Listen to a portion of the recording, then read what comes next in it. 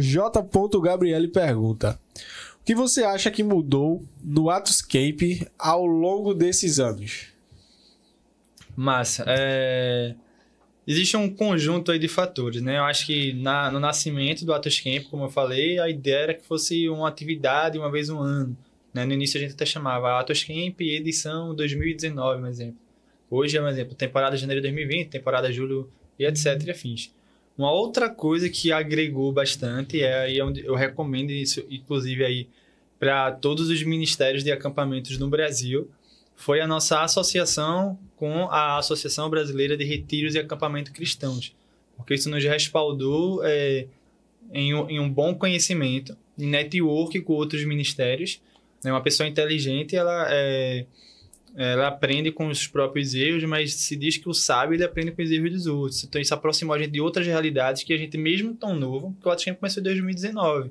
Tem gente que ouve a forma como a gente faz, caraca, 20 anos já de acampamento, Mas isso é porque a gente foi se aperfeiçoando, a gente foi buscando, né? Então, acho que ao longo dos tempos, os network com os outros ministérios de acampamento e o estudo foi deixando a atividade mais profissional do que como era no início.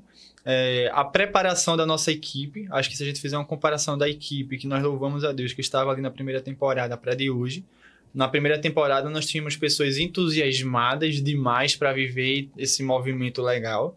E hoje nós temos uma equipe altamente preparada, com moral, com respaldo, para fazer de uma forma galáctica o que a gente faz. Porque a nossa equipe hoje desempenha algo muito bom, mas porque a gente investiu muito no estudo ali da gente.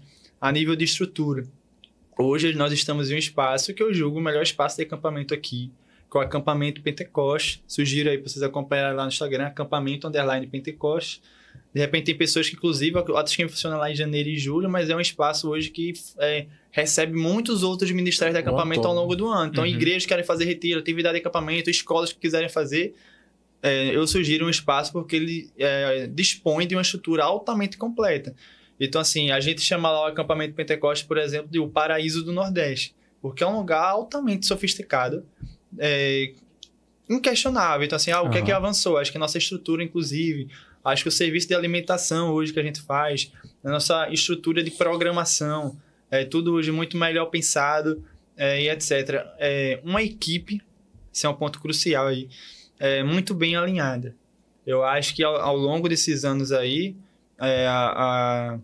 nós já tivemos problemas também. Essa história, elas são de dias bons e são de dias ruins.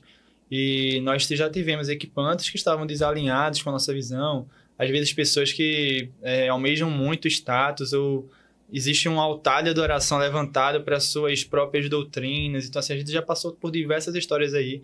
E hoje nós temos uma equipe totalmente alinhada com o que Deus propôs para o Atoscamp. Então, inclusive, agora sobre julho, eu venho falado isso nos meus stories, que se juntar todas as temporadas anteriores de uma única vez e comparar como vai ser agora a temporada de julho, não se compara. Porque o peso daquilo que a gente está fazendo, as inovações que a gente está trazendo vai ser sensacional. E fica o convite aí para todo mundo participar da temporada de julho. E uma coisa que eu aprendi no início também, que isso aí, um exemplo, é aplicado aqui na realidade do podcast. Diante das falhas que a gente cometeu, um exemplo, na primeira temporada, e que isso tomaram meu coração, meu emocional, eu ouvi de uma grande lenda de acampamento aqui, que é Carlos Nanes. Ele fez: Vitor, nenhuma temporada ela vai ser igual a outra. Os erros que vocês cometeram nessa não vai se repetir na próxima. Os erros da próxima não vai. Isso se tivermos um coração ensinável. Hoje aqui, a gente está gravando em um sábado, vocês fizeram já 3 gravações. Eu tenho certeza que teve coisas que vocês observaram na primeira, que já melhorou para a segunda e que já melhorou para a terceira. Então, tipo assim... eu vou até dar exemplo. A localização do Eric aí já foi um aprendizado à tarde que a gente fez, não foi, Diego? O Eric tá nessa posição específica aí, já foi um aprendizado. O que a gente vacilou tarde, agora a gente já acertou. E isso acontece... Ano, tá? Isso acontece para quem tem um coração ensinável, porque às vezes a gente é engessado. Não, é só dessa forma. Não sei o que e tal, etc. Então, a nível de evolução, eu diria essas coisas aí.